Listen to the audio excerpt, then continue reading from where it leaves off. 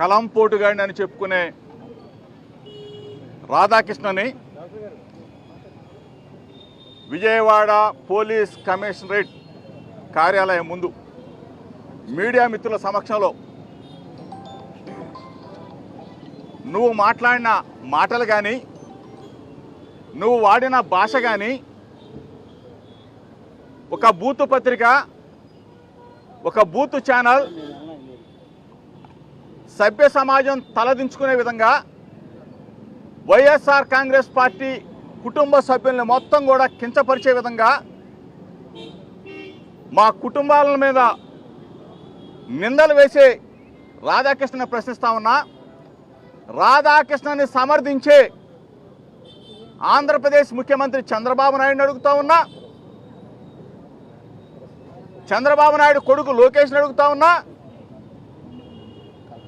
కూటమి ప్రభుత్వంలో ఉన్న పవన్ కళ్యాణ్ అడుగుతా ఉన్నా, కూటమి ప్రభుత్వాన్ని సమర్థించే బీజేపీ నాయకత్వాన్ని అడుగుతా ఉన్నా.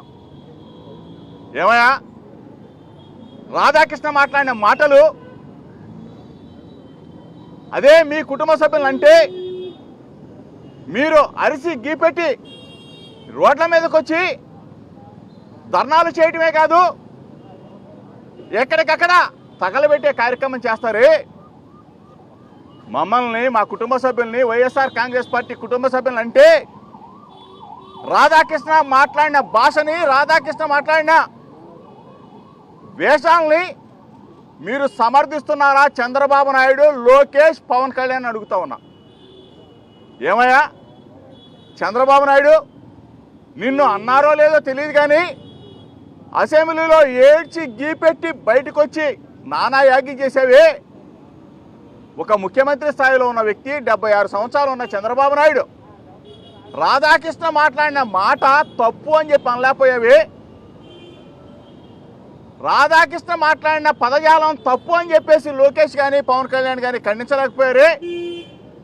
కనీసం ఖండించకపోగా మేము హైదరాబాద్ వెళ్ళి ఆంధ్రజ్యోతి కార్యాలయం ముందు మేము నిరసనగా ప్రదర్శన చేస్తే, శాంతియుతంగా ధర్నా చేస్తే దాని మీద కేసు కట్టారు. అది ఓకే, అది కూడా మేము దాడి చేయటానికి వెళ్ళామని చెప్పేసి చంద్రబాబు నాయుడు, లోకేష్, ఆ ఆర్థిక మంత్రి పయ్యావులు కేశవ్ మాట్లాడుతూ ఉన్నారే. ఏమయ్యా సిగ్గు శరం ఉందా? చంద్రబాబు నాయుడు, లోకేష్, కేశవ్, పవన్ కళ్యాణ్ అడుగుతా ఉన్నా, మీ కుటుంబ సభ్యులంటేనేమో మీకు పొడుచుకొచ్చిద్దా?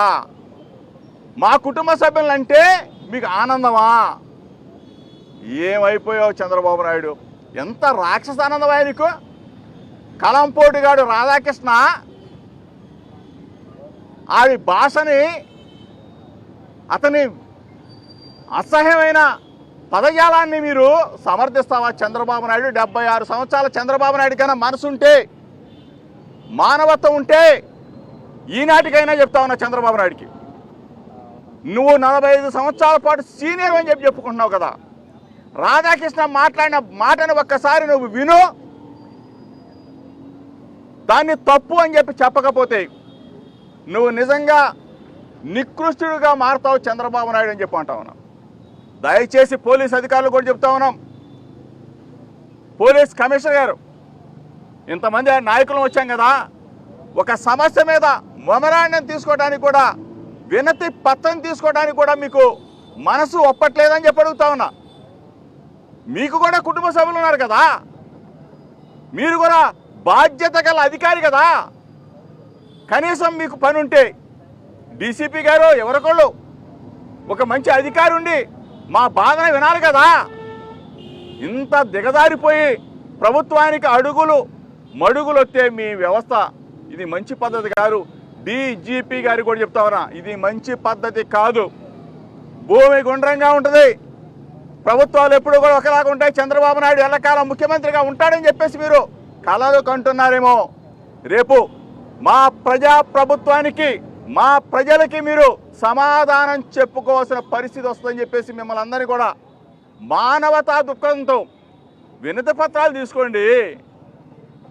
కనీసం ఇట్లా ముఖం చాటేసే పద్ధతి మంచిది కాదని చెప్పేసి పోలీస్ అధికారులను కూడా తెలియజేస్తూ, రాధాకృష్ణ క్షమాపణ చెప్పకపోతే ఎప్పటికైనా కానీ నిన్ను నడి రోడ్డు మీద క్షమాపణ చెప్పిస్తామని చెప్పేసి మీడియా మిత్రుల సాక్షిగా ఏబిఎన్ వాళ్ళు కూడా ఉంటారు. రాధాకృష్ణ చెప్పండి, నువ్వు తప్పు చేశావు, తప్పు అయిందని ఒప్పుకో, లేదంటే మాత్రం నీకు నడి రోడ్డు మీద శిక్ష తప్పదు అని చెప్పేసి రాధాకృష్ణకి హెచ్చరిక చేస్తా ఉన్నా.